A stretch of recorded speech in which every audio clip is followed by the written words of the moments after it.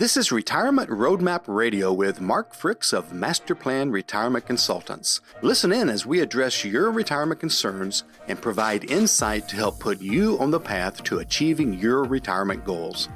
And now, Retirement Roadmap Radio. Hey folks, welcome back and thank you for joining us. Welcome to Master Plan Retirement Consultants Retirement Roadmap. My name is Evan, and with me as always, financial advisor and retirement planner Mark Fricks. One of the most common concerns that we hear is whether someone will be able to create steady and reliable income streams during their retirement. For many people, Social Security alone won't provide sufficient income to maintain their preferred lifestyle in retirement. Many are familiar with 401ks and IRAs as vehicles to be carried through retirement, but it is not uncommon to hear folks express hesitancy when it comes to using annuities as another tool for creating an income plan in retirement. Starting out, Mark, let's briefly discuss the need for income planning in retirement and the income gap so many find themselves experiencing once they walk away from that paycheck and begin their retirement journey.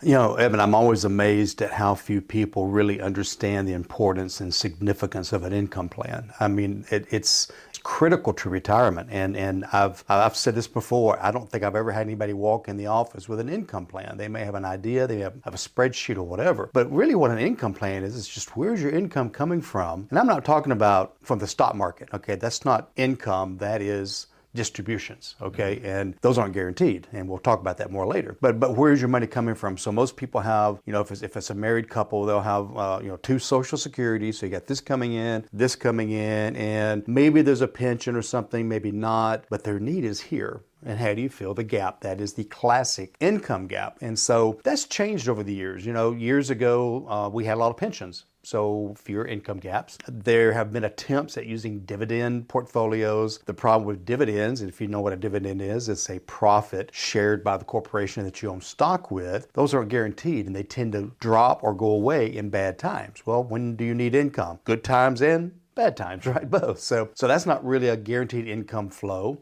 So over the last, I'd say 10, 15 years, maybe even longer than that, actually, annuities have gained in popularity. And there's a couple of reasons for that. Number one, they've gotten a lot better. And we'll talk more about that, I know, here shortly. But they are critical in planning to plug those gaps if you use the right one. And that's kind of where we as fiduciaries come in to make sure that the right one's being used for the benefit of the client. Yeah. So today we're going to be talking about the good, the bad, and the ugly, or the beautiful. Either. Yeah. All four. All four, yeah. Today we're going to be talking about annuities. But first of all, just like many other things we use, an annuity is just a tool. It is not a retirement plan. It is not something to dump everything into, and it is a case-by-case basis on whether or not it works for you. So starting off, first of all, Mark, what's an annuity? That's a great question.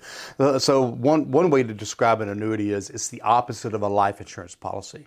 So a life insurance policy is something you put a little bit of money into every month so that one day somebody gets a big chunk of money. An annuity is the opposite, where you put typically a chunk of money, maybe a rollover from a 401k or an IRA, into something so that one day you get a monthly check called income. And so really, a little brief history, annuities have been in this country since 1759. They were brought over from Europe, so they were there even longer, and they were developed to, again, provide income. And in this country, they were introduced by the Presbyterian Church to be able to continue paying their clergymen after they retired. And that is very simple as that, to get that guaranteed income stream, because we didn't have Social Security then, right? The world's biggest annuity, Social Security. All it is, and in fact, if you read through the language of Social Security, it uses annuity language. And most pensions, I know the government pension, the FERS pension, it's called the FERS annuity. It's just a guaranteed payment plan that can't outlive you. That you can't outlive, I guess would be a better one. You both will, you'll both disappear at the same time. How about that? So that's all an annuity is. It's been around a long time. It has evolved. The early annuities were kind of like CDs. You didn't get much of a return, and to turn on that income, you had to do what they call annuitize. Annuitize is just turning it on. When you turn on Social Security, you're annuitizing your Social Security. The problem is you now lose control of it. It's not going to grow anymore. It's locked in, and there's fewer options if you pass away. Typically, Most people take the entire annuity payment. If they pass away, whatever's left in it's gone. Now, there are some survivor options in some annuities, some not, but you kind of lose control. So that's been kind of a negative. You hear the stories about the little old lady in Pasadena that bought an annuity, put all of her money into it, died 2 years later, the kids got nothing, those types of things. Those are the wrong kind of annuities. So that was the original annuity. Then they came out with what's called a variable annuity. The word variable relates to the stock market. This annuity is in the stock market. This came about in the 80s and 90s when the market was doing very, very well. And so when you're averaging between 1980 and 1999 over 17% a year in the stock market, these variable annuities worked really, really well. The problem was, over the last 25 years, we've been averaging 6%, okay? And the fees on these are like 3 to 4% on average, okay? So you've got to make 4% to break even. And thirdly is, again, if they don't have the proper riders attached, you pass away after turning it on, you could lose everything left in it. So those have kind of gone by the wayside. Those are the ones you've heard probably the most press about as far as high commission, high fees. Insurance companies being competitive came out with kind of what we use now. It's called a hybrid fixed annuity. Well, don't jump ahead too far. Is that now. too far? We still got to cover the whole all story? the bad stuff. We're doing the bad, the good, the beautiful. Okay. I was just kind of saying the history of Don't give them annuities. everything. Don't Should I give stop everything there? away. Yeah. Well, let's talk about a little bit more of the negative stuff before we talk about where we are today. Sounds good. So we talked about the problems with legacy and possibly losing your annuity. Keeping up with inflation on the older products, really don't look at that growth. One of the big ones, low liquidity. Essentially, you're locked in for a set amount of years. What is that? 5, 10, could be more. Depends on the annuity. Yeah. Which they have gotten better. Which they've gotten better, and so now they're semi-liquid, meaning as they're maturing, you usually have a penalty-free amount annually that you can pull out, maybe 7 to 10%, depending on that. And then, as you mentioned, the high fees. So these are a lot of the things that people have historically created aversion in people to annuities, correct? Anything else that might be? Yeah, that's a big part of it. And what I tell people, I say, well, first of all, you're not going to put everything in them when it comes to the liquidity factor. Yeah. But secondly, they've gotten better in the fact that, again, I don't know if I'm getting out of the bad and into the good here, but we'll ease into the good now. Okay. Yeah. But as you said, you can take out typically 7 to 10% a year out without a penalty. Or if you have an emergency, like a long-term care situation, terminal illness, you pass away, they're all liquid. But I think of it this way. My Social Security is not liquid. I can't call up Social Security and say, hey, I need $50,000 of the money I put in. So I think of it the same way. You don't want to take money out of your income bucket. You want to take money out of your growth buckets. Leave your income buckets alone. So they are getting better, and if they're utilized properly and not everything's not dumped into them, we can avoid some of those negatives and enhance the positives. Perfect. So one of the big positives is protection of principal. Right, yeah. So the ones we use, now this is not true with the variable, right? But with the fixed index annuities, the principal, unless there's a little small fee coming out here and there, which we try to avoid, but your principal is protected. If the market's down 20%, it's down zero. It's kind of called zero is your hero, is kind of one of the sayings they use. But yet when the market's up, it will grow with part of the market. So you have upside growth, downside protection. And that way you can be assured that in bad markets, your income base is protected. And then in good markets, hopefully it will increase your income or at least increase the base from which your income will be coming from later. Yeah. Yeah. So that's why we love those, because again, we're getting much better than the 3%. We're not gambling, I hate to use the word gambling in the market, but gambling with our income in the market. Taking the risk of our income. So we've protected that, and that has been the most powerful thing, I think, on these new ones. What about the tax advantages for an annuity, tax deferred growth? Yeah, so if you have money that is not in an IRA, so an IRA, as you know, grows tax deferred, a Roth grows tax deferred. So the annuity doesn't help you with that. But if you have money, let's say it's in a brokerage account, it's invested, a couple $100,000 or whatever, and it's spitting off taxes every year, Hopefully you're getting some capital gains. Hopefully you're getting some growth. You're getting some interest, some dividends. And so you can have a tax bill 3 out of every 4 years. And so if you do place that into an annuity, it acts kind of like an IRA. It defers those taxes until you turn on income. And then the other positive part is the income that is taxed is only the profit part of the income. So if you're getting $1,000 a month and $200 of it is profit, only the $200 is taxable. The other $800 is not taxable, principal, right? Mm-hmm. And so it can be a tax planning tool as well. Perfect.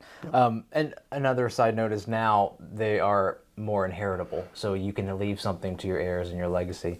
I want to take one moment to mention our website, masterplanretire.com. You can find multiple retirement resources, including links to our podcast and our radio show. The most important thing is a Schedule Now button. It'll bring up Mark's calendar. You can find a time that works best for you to schedule your complimentary consultation with Mark. Opportunity for you to get a nice 10,000-foot view of your own retirement. We'll run some reports for you, and no strings attached, but we'd love to talk to you and help you out and see if we can't give you a little bit more vantage point in your own retirement. And also you can call us at the office, 770-980-9262. So that was the good. Now let's go into the beautiful. First of all, lifelong guaranteed income. Right. And very efficient, Evan. Many people have heard of the 4% rule. The 4% rule basically says that in retirement, a typical 25-year retirement, if you take 4% income out of a stock market portfolio, there's a 96% chance it will last a lifetime. Well, that was a study done by Morningstar back in 1994, if I remember correctly. They redid the study in 2013 after the tech bubble, after the Great Recession, more volatility over the last 25 years. Now the new number is 2.8%. So basically, if you wanted to be able to take out, say, $30,000 a year, you would need more than $1 million in your account to have a pretty good chance of it lasting. You would only need... And then it's not for sure, it's not guaranteed. Exactly. You would only need half that much in one of these hybrid annuities to produce the same income. $500,000 would produce $30,000 a year for life, guaranteed, even if you live to 110. If you pass away before all the money's gone, guess what? Your kids get it, your spouse gets it, your grandkids, whoever. So you always get what you put in plus the growth minus what you took as income. So there's never a losing proposition in this situation. Perfect. You mentioned a little bit maximizing the efficiency of your assets versus taking income from the stock market. Something really fantastic are the riders that you can put on these annuities. You want to talk a little bit about income riders and long-term care riders and the advantages you can find there? Yeah, there's many different flavors and varieties. First of all, the big picture is the hybrid index annuity. That's all we use. But you can add things like, you mentioned the long-term care rider. What is that? Well, that is basically, and you don't have to be approved to get this rider. You just can't use it for 2 years, okay? But what it says is, it says that if you have a long-term care need, whatever income is derived from that annuity will go up by 50 to 100%. And that will do it for 3 years or 5 years. It always depends on the contract, but it just gives you extra income if you have a long-term care type of need, home health care, assisted living, all of these different things. So it's a way of getting some extra income without saying I'm going to be I have to go get approved, and it's going to cost me $3,000 a year for long-term care insurance. So they deduct typically it's like a 1% fee in the annuity, okay? So that's probably the only fee you have. So 1% for that added enhancements is nice. And if it's a joint annuity, it can work for either one of the people. So if it could be the husband or the wife that could utilize the long-term care rider. So that's kind of cool. The guaranteed income rider, from a standpoint of giving that money, we talked earlier about annuitization. And to me, that's kind of a dirty word. And what I mean by that is it kind of freezes that account. Many cases, it won't grow anymore. So that money's sitting there and they're just sending you money every month, but they're making money on that money, okay? Yes, just sorry to interrupt you, just real quick. Annuitization is when it's no longer sitting there waiting to be used and growing. You're turning it into phase 2, you're turning on the annuity, and now it is providing that ongoing paycheck. Almost like turning on Social Security. Once that happens, that check doesn't get any bigger except for cost of living. As opposed to waiting 3 or 4 years, you get a much bigger check. So, good point. So it's turning that on, so then it kind of locks that annuity down. We prefer using what's called an income rider. And what that is a rider is something that attaches to a contract. Sometimes there's no fee, sometimes there's a 1% fee, okay? But what it does is it still gives guaranteed income, but it typically grows faster and bigger than the cash value, okay? And number two, so you have a bigger pot of money to take income from. It also gives that guaranteed check no matter how long you live, but if you pass away before it's gone, as we said earlier, your heirs get it, so it's just much more flexible. It can also have a cost of living adjustment added to it. One of our favorite hybrid index annuities actually outpaces inflation historically. And so you don't have to worry about a bigger income gap in later years. And so that's kind of the hybrid word in the index annuity. The index part means we follow an index up, S&P 500, Dow Jones, whatever, but it doesn't go down. The hybrid is typically some type of an income rider that generates a greater amount of income with more flexibility and legacy possibilities as well. Yeah, and there's an ongoing release of newer models. There's so many different offerings, and they're getting more and more advanced, and they can be tailored to specific goals too. There's not a one annuity for every one of our clients. They could be strictly income at its most efficient. It could be growth oriented. The best riders available, most flexible. Maybe you need something that is a little bit of everything. So there's a lot of different annuities out there to tailor that to whatever you need. But another beautiful thing is similar to how people will ladder bonds in retirement. Will ladder annuities if that works for a client. Yeah. Maybe we want one annuity that it's the best hybrid index annuity out there to create income in early years, maybe starting in year two or 3 or 4. And so it's designed to have a whole lot of growth the first 5 years. Maybe there's a bonus that jumps into it in the first couple of years so that you get a bigger pot of money. Then maybe the next laddered annuity is designed not to turn on until the 10th year. Maybe increased long-term care cost, increased health care cost, whatever, higher inflation or whatever. I've got some people that we don't even use the annuity for income. We use it for protected growth. In other words, they don't want all their money in the market. They want some of it growing, maybe growing a little bit slower. If the market averages 6 to 8, these are averaging 5 to 7 or whatever. So a little bit less growth, but it can't ever go down. And so let's say last year when we had the big, bear market lost between 20 and 36%. Let's say you needed to put on a new roof and needed 20 grand, but your market account's down 20%. I sure hate to take money out of an account that's down 20%. So we'd go over to the hybrid index annuity because guess how much it's down? 0, right? So it could also be just a long-term growth bucket. Some people buy them to use for, again, to have available in their 80s and beyond for, again, greater health care. So it's just an annuity that just grows for the next 20 years. So there's so many different flavors and varieties. And Evan, as you know, since we're taking a holistic approach to retirement and creating that income plan, we know what we need, when we need it, and how we need it. And that's how it kind of all comes together. Yeah, and then as you said, there are so many different layers to retirement planning as well. So we're talking a lot about income from annuities right now, but tax planning, we mentioned that as well. So it's really how all of these pieces in your retirement work together. And as Mark said, like when one account is down in the market, then maybe you'd go to the annuity and vice versa. If you've got a lot of growth in the market, maybe we'll let the annuity mature a little bit more before we're taking something out of there. But it's all about planning, creating that income plan, that tax plan layer on top of that, the legacy and estate planning on top of that. So there's a lot to look at and how they all work together. So a couple of questions for you. First of all, is purchasing an annuity a good idea? Purchasing an annuity is a good idea if the need exists. It's, like, as you said at the very beginning of the show, it's a tool, okay? And so if I need a hammer, I'll buy a hammer, but I want to buy the best hammer for the job I have. Am I hammering nails or pins or whatever, right? And so it's a tool. And so we design the plan first, and then we say what tool would be best for each of these needs. I mean, it makes perfect sense. I mean, you would think that every advisor and financial salesperson would be doing this, and it's just not happening. And as retirement gets more and more complex, we keep looking at new tools, as you said earlier, new types of annuities. Now they've got some that have a rider you can add where it makes it more liquid. Instead of taking out 10% for penalty-free a year, you can take out 20% a year if the need exists. I mean, so there's all these different things that we can add depending on the need. And so is it a good tool? I can tell you we use it with a lot of clients, okay? Because almost everybody needs additional income. I mean, I've got a couple of clients that retired military, husband and wife, so they both have a military pension. Then they went to work for the government, so you got 2 government pensions and you got 2 Social Securities.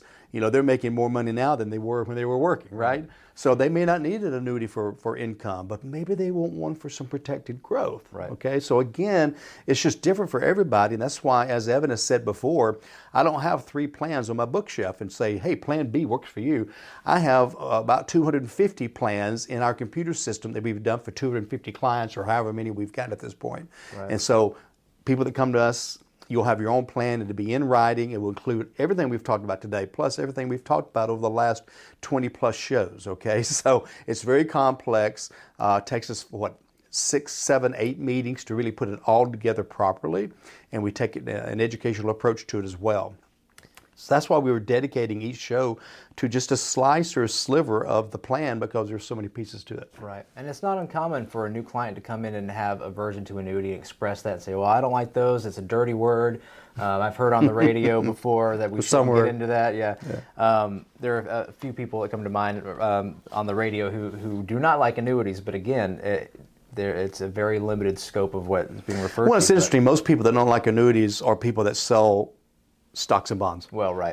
So they're like, don't want an annuity, you want stocks and bonds. Well, yeah, we need some stocks and bonds, but we also might need some annuities. Right. So that's why we deal with all the different tools. And we want to, maybe you're listening to this today and you think, well, you know what, I need an annuity in retirement. First of all, don't just go buy an annuity. You need to make sure it's the right one. You need to make sure you go to a professional. We'd love to talk to you, but make sure you go to a retirement planner, fiduciary, someone who knows what they're talking about. So Mark, how does one know how much of their assets to put into an annuity? Well, it really comes down, there's a rule called the age of 100 rule, which you basically say you subtract your age from the number 100, and that's how much you should have at risk. So if I'm 60, I should have 40% at risk. The other 60% should be either cash or annuities. Risk being the market. Yes. I don't really like the rule except just to get an idea. I put enough in annuities to provide the income they need for a lifetime. Yep. It's about as simple as that. So, and if they come to me and say, we want a little bit more in there because we want a little bit more protected, but I start with how much income do you need? How do we plug that gap? Right. Well, folks, that brings us pretty close to the end here. I want to remind you to check out our website, masterplanretire.com. There you can find multiple retirement resources. We have retirement checklists. We have some education about just our firm and who we are. Check it out. Use it as a resource. We have our seminar and webinar schedule. Now, that's a big one. We do travel and do live seminars, live classes that range all sorts of retirement topics, but we also do webinars. So maybe you're not in our area. We're not coming to you. Meet us online. Stay in your PJs, stay home. But please check that out. Again, we've got tax classes on taxes, classes on Social Security, income and retirement, retirement planning. We do a lot of federal employee classes. Check that out. And as always, the most important part of that website is the Schedule Now button. We offer complimentary consultations just for you. Click that Schedule Now button. Look at Mark's calendar, find a time that works for you. You can come visit us in office. We can do it via Zoom, digitally. We can do a phone call, and if you'd like a phone call, that's 770-980-9262. But please take advantage of that. Typically, it consists of 2 meetings, a consultation. The initial consultation, the first meeting is just talking about your hopes, your dreams, your goals. Give us a little information about you. And then the second one, we've ran reports. We present those to you for your own retirement. Mark, any parting words before we say farewell? Yeah, visit the website, bookmark it. It's a resource. It's ever-changing. We're always adding things to it. But take advantage of the complimentary consultation. And I hope you will. And until we see each other again, I just want to say have a great day. And remember, plan well and prosper. Take care, everybody. This was Retirement Roadmap Radio with Mark Fricks of Master Plan Retirement Consultants. To schedule a complimentary consultation, go to masterplanretire.com or call 770-980-9262. Thanks for listening, and remember, plan well and prosper. All matters discussed during this show are for informational purposes only. Each individual situation may vary, and the opinions expressed here may not apply to everyone. Materials presented are believed to be from reliable sources, and no representations can be made as to its accuracy. All ideas and information should be discussed in detail with one of our qualified representatives prior to implementation. Advisory services offered through Master Plan Retirement Consultants, a registered investment advisor in the state of Georgia. Mark Fricks and Master Plan Retirement Consultants are not affiliated with or endorsed by the Social Security Administration or any other government agency.